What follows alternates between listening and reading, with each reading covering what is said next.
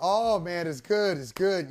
Thursday night, it's Thursday night football, and I'm excited. Even though people like you, talking about you, Jim, people like you people, tend not to get excited in these situations. Football writers, football broadcasters been around for a long time, and you've seen 3-0 teams before, and you've seen some 3-0 teams that go on to greatness, and you've seen some 3-0 teams that collapse. You go back to the 25% of 3-0 teams that didn't make the playoffs. So you don't let yourselves go. You won't let your figurative hair down. Yeah, we're in the same category. And so I'm wondering, will you allow yourself to go outside of, I've seen a lot, I've got perspective. Will you allow yourself to shove that aside and say, yes, the Miami Dolphins could be a great championship team in the fledgling stages of a championship team, and tonight is just further confirmation. If they win and go from 3-0 to 4-0, further confirmation that this is a real thing going on in South Florida. Go ahead, Jim. Go ahead, say it. There was one word you used there that stopped me from signing on to what you said. And I believe personally that the most overrated or overused word in professional sports is great.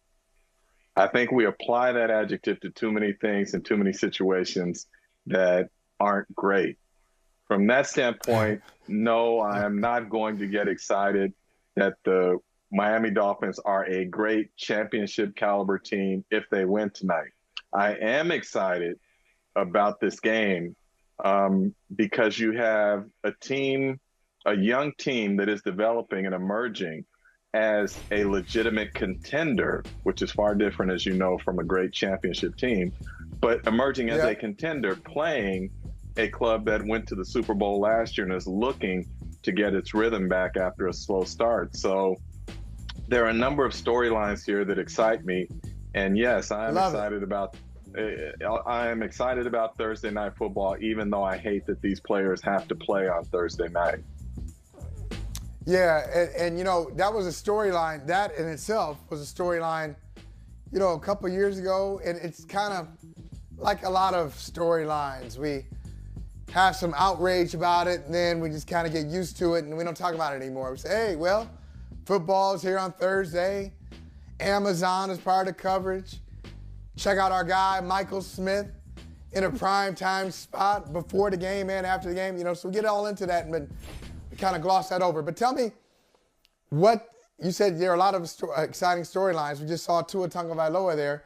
Is that the storyline that's most exciting? But what's most exciting to you in this game tonight?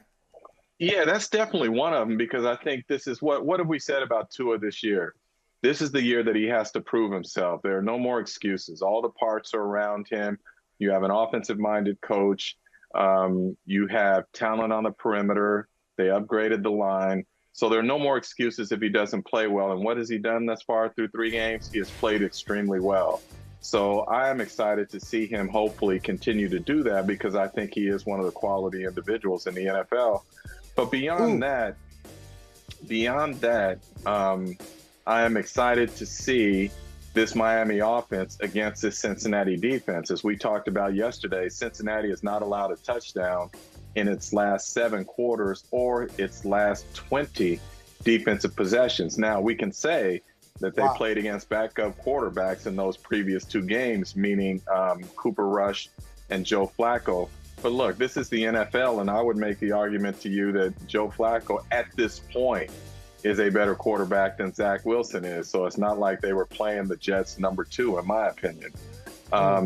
So from that standpoint, I'm eager to see these two match up, how they play, because Cincinnati has been very good defensively, at least going back to last year, in terms of being able to adjust to its opponent and to play different ways.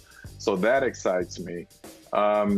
So when you start putting all that together, and we talked yesterday about the whole Tyreek Hill, Eli Apple situation, there are a number of storylines to this that make this game intriguing to me. Yeah, and Gary, if you don't mind, we can go back and show that first clip of Tua. See, this is where Tua, and maybe just my imagination because he's got two great receivers now, two number ones, 1 and 1, and Jalen Waddle and Tyreek Hill. This is one of the best throws I've seen Tua make. Okay, now I know the coverage is not great, but usually he made it. Tua, yeah. Don't you think, Jim? It's almost like I described it as like at times it looks like he's throwing a shot put. It's always like a little bit of a wind up, and then he throws it. That was a really good throw, and they weren't. And he hit Waddle in stride. Waddle wasn't waiting for it. Like one of these throws to Tyreek Hill against Baltimore, where Tyreek is kind of waiting for it to get there. If you get that Tua, now if Tua can make these throws, okay, I'm wrong about Miami. See that? There's a shot put throw. Okay, let me wait for it. There it is. But if Tua can get it there, he can sling it. This is a good one. I will say they are championship caliber. It really comes down to that. They got everything else. They got everything every other great team has. Yeah, look, I'll say this. Tua is never going to be a great deep ball thrower in terms of arm talent. And if you're comparing him to a Josh Allen or Patrick Mahomes or someone like that. But I have seen him make a couple of throws in the tight windows down in the red zone this year where I just went, wow. I hadn't seen that from him in the past. So for me, as I have said before, my biggest question mark with Tua, because look, there are a lot of quarterbacks who can throw the deep ball without that elite arm talent. It's about timing and rhythm and getting it out early, all those sorts of things. So that's not my concern. My concern with Tua is and always has been durability. And can he stay healthy? And that goes back to college. And we saw him go down for a time in last week's game. He's expected to play tonight, maybe not at full strength. And so that's my biggest concern with him is just from a durability standpoint, can he be counted on for 17 games and then into the playoffs?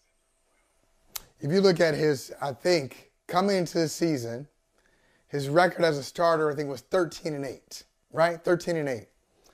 So now he's 16-8 as a starter. Not bad. That's the good part. The part that you don't like is that it's a 24-game sample. So he's been in the league, and he's only had 24 starts. And part of that is, I know he didn't get the job. He didn't win the job outright over Ryan Fitzpatrick. But even when he's been out there, there have been some times when he's kind of been pulled back because of injuries or poor performance. But 16-8, that's a nice little start. If you can maintain that, Jim, you can play. You can play for a while. I believe so. And let me say this, too. I think we tend to forget or to minimize the fact that he had a different play caller. He has had a different play caller every year of his career in terms of an offensive coordinator or play caller. And we know now Mike McDaniel is going to be there for more than 1 year unless something dramatic happens that I can't foresee. And I think that also bodes well for Tua, and that now you start to develop a comfort level with the play caller, with expectations in terms of what is he seeing that I am being asked to carry out on the field. And you start to think as one, and that play caller gets to know you as well. We go back to early year, when you talk about Fitzpatrick, it was well known that Chan Gailey wanted to play Ryan Fitzpatrick. That was his guy. And so that's who he wanted to stay with. And then late in the year, they go to Tua, and you start to question whether or not that offense was really fit for Tua at that point. What Mike McDaniel has done is he has incorporated some concepts that Tua ran at Alabama and has made him very comfortable at this point. So now you've surrounded him with talent, you made him more comfortable, and there is a belief now that we're on the right track. And so from that standpoint, I don't have any question about football, Tua in terms of football. My only question with him truly is durability, and can he stay healthy as he built for the long haul? Hey, thanks for watching Brother from Another on YouTube. Make sure you hit subscribe before you leave, and be sure to watch us 3 to 5 p.m. Eastern Time on Peacock. Appreciate you.